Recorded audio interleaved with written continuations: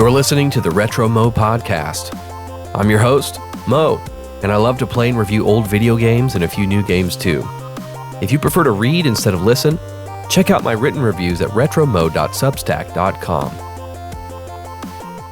In this episode, I'll be sharing my experience with Balatro for the PC, released in 2024. I've scored this game 9 out of 10. An amazing game. Just one more run, and then I'll go to bed. Is there a game genre that you just cannot get into? For a long time, I simply could not get into roguelikes. Now, roguelites are a different story since there's some sense of game progression that carries you forward, but roguelikes, there's a lack of progression, and they're very difficult, and the brutal RNG just frustrates me to no end. So I've never really been into roguelikes. That is, until I played Balatro. I'm not sure what it was about Balatro that sucked me in so deep and broke open this genre for me. The frustrations somehow turned into thrills. I enjoy poker, but I've never sought out poker games, though Balatro is barely a true poker game anyway, because it's so far removed from any traditional poker format. You don't play against human opponents, you play against predetermined blinds, as they're called, which are these predetermined scores that you have to meet in order to continue the run. You start with a hand of 8 cards from which to create poker hand combos, but Balatro throws in so many upgrades, bonuses, enhanced cards, etc., that some runs could end with a heavily modified 70-card deck and a hand size of 11 cards. Almost anything is possible, which is what makes Balatro so fun and so addictive. The Joker cards are the real highlight. In Balatro, Jokers don't act as wild cards, they act as unique modifiers to juice up your score. They can provide a bonus to your total chip count, which your chips are the points needed for each blind, or various types of what's called mult, and this multiplies your total chips during calculation.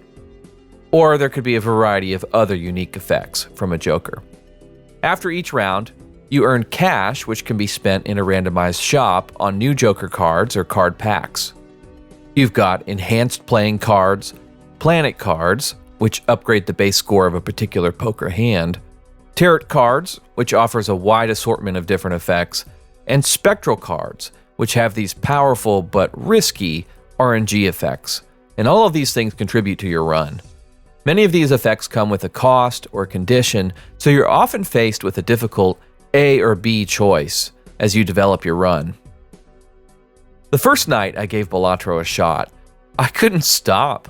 I had to force myself to quit and get some sleep. I think it was like 4 a.m.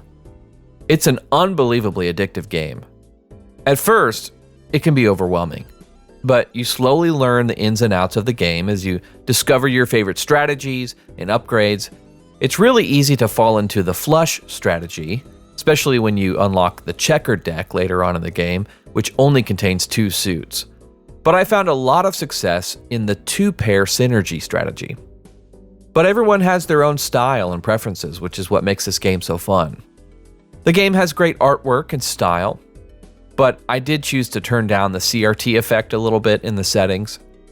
The soundtrack is fantastic, even though it's just one primary musical theme in a handful of variations. And somehow, after 40 plus hours of playtime, I'm still not sick of the music. I love the soundtrack. And that's an incredible testament to the soundtrack's quality. However, I do think it would have been nice to have a rotation of different tracks with a different melody, different musical themes. Balatro's not for everyone. Some people will bounce off of it quickly. But I was immediately sucked in, and I played almost nonstop for a week. After about 20 hours of playtime, I thought I was done. I thought, okay, I think I figured this game out.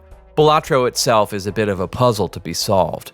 You learn which jokers and synergies are key to a winning run, and then once you've cracked the code and racked up a few winning runs, the game loses a little bit of its luster. I took a few weeks off, but then I got sucked in again, and I put in another 20 hours into this game. There are loads of achievements, unlockable jokers, challenges, and difficulty levels, which are called stakes. And I can certainly see myself returning to Balatro periodically, just to get a few quick runs in. I managed to work my way up the various stake difficulties, but I seem to have met my match against the gold stake, which is really tough. Balatro is well balanced, well designed, and it gave me a taste of what a great roguelike can be. It's actually piqued my interest in other roguelikes, so now I'm much more willing to dive into these top games from the genre.